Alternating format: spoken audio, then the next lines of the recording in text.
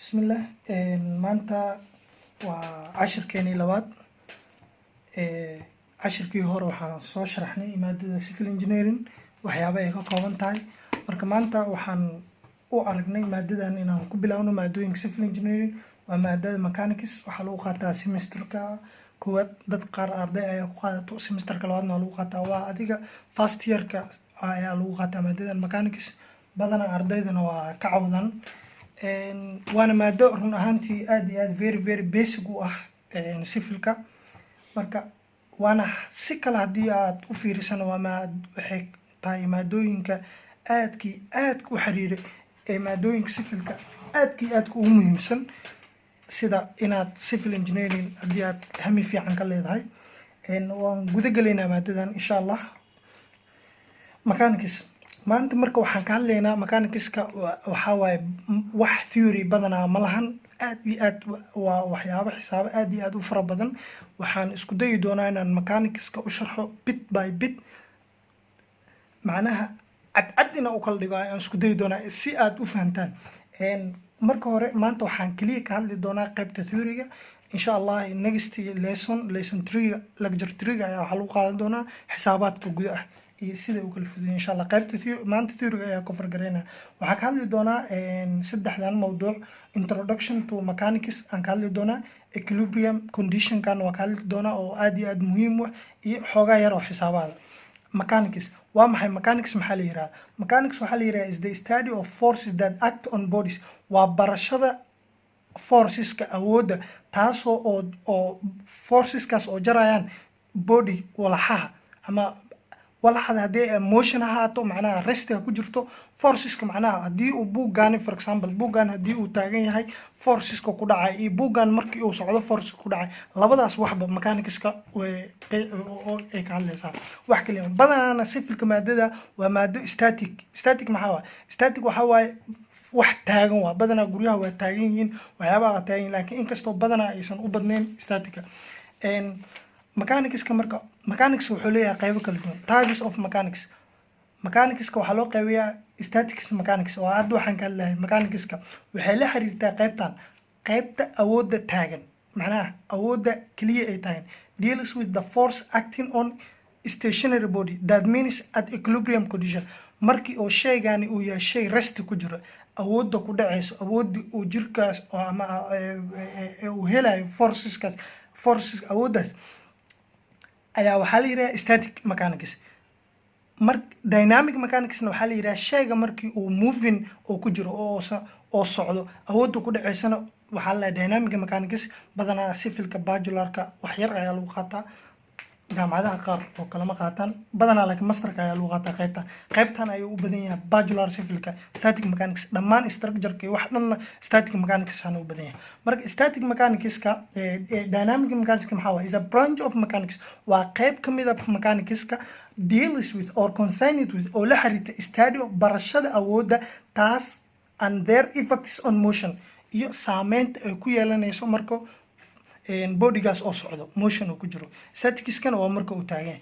insha allah haddii aan u gudubno ciwaankeena ku xiga equilibrium condition. equilibrium conditionkan haddii aad tahay arday civil engineering ilaa jaamacadda ama macnaha civil engineering ku jirtid, badanaa uu kula soconaya conditionkan equilibrium condition. si fiican ugu soo dhawey. marka equilibrium conditionka badanaa waxaa weeye is when all forces and moments acting on zero. dhammaan summation of forceska iyo summation of momentska waa inay must ahaadaan zero. summation of forceska waa zero, momentskana waa zero. that means rotationkana waa zero, forceskana waa zero. forceskana waxaa loo kala qaybi karaa horizontal forces and vertical forces. waa arki doonaa insha allah examplada ku xigo. marka wuxuu leeyahay equilibrium condition is when all forces and moments acting on a body. forceska iyo momentiga ee acting bodygaas are balanced, ay yihiin kuwa balance, macnaha isku dheelitiran ama macnaha isku zero isla tagaan. that means waxaa waaye shaygan for example kani waa beamkan forceska korka imaanaya iyo forceskan hoos ka imaanaya. haddii forceskan oo 10 pound uu yahay kanna uu yahay 10 pound, that means waa opposite direction, labadooda waxay yihiin opposite direction. That means structure-kan ama beam-kan waa balanced waa. That means waxa waa under conditionka macnaha waxa waa equilibrium condition oo ku dhex jira. That means 10kan iyo 10kan way isla baxayaan, waa balanced zero. marka wax kala ma theory ma sheexay. This means tan waxay la mid that each and every force acting on a body, the body is resisted by either or another equal. waa warkii aan hadda sheegay insha Allah. qaybta kale mawduuca kale qaybtiisa waxaan u guda galaynaa types of supportska badanaa waa arki doontaan markii laga shaqeynayo xisaabta waa guda gali doonaa. Supportska waxaa loo qaybiyaa 3: roller support, hinge support iyo fixed support. Roller supportska kaliya roller supportska waxaa waaye vertical direction, macnaha waxaa waaye in verticalka roller supportska oo downward noo noqon karaa, upward noo noqon karaa. Upward just wuxuu ogol yahay vertical inuu kaliya kor u dhaqaaqi karaa, direction kor, laakiin waxaa fudud macnaha horizontal forces wax macnaha parallel forces ma lahan, zero waay. Hinge supportskana wuxuu leeyahay verticalna waa leeyahay, horizontalna waa leeyahay. Fixed supportska asina wuxuu leeyahay fixed supports waa kana calaamadiisa horizontal iyo vertical waxaa ku zaa'ida oo hinge ugu dawan yahay moment iyo bis.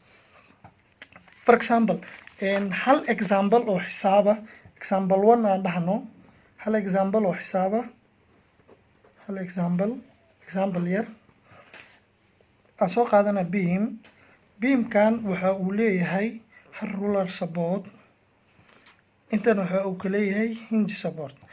inta waxaa ka saaran 10 pound, intan waxaa ka saaran 20 pound. waa just wax UDL ma lahan. marka distance aan siino, distance 10 iska dheh, intana 10, intana 10, that means 10 feet iska dheh. haddii la dhaho calculate or determine, haddii la dhaho determine the reactions, waxaa soo saartaa reactions macnaha reactions waxaa waaye hadda waxaan ii sheegaa supportigan reactionkiisa wuxuu lahaanaa vertical reactionkan ama upward oo noqona ama downward oo noqona. hinge supportigan asina wuxuu lahaanaa reaction, laba reaction u banaan, inuu vertical inuu yahay vertical movement, inuu kor u dhaqaaqayo, horizontal movement. inta reactionka u banaan 3 reaction waaye. fixed supportiga 3 reaction u banaan kaliya. hinge supportka wuxuu dheeriyaa moment. hadda kan haddii aan ka shaqeynayno meeshan roller supportska maxaa dhahnay wuxuu leeyahay reaction wuxuu leeyahay upward uu leeyahay, oo that means meeshan point A intan point B upward uu leeyahay. that means upward maxaa waaye vertical reaction AY, kan waxaa waaye BY.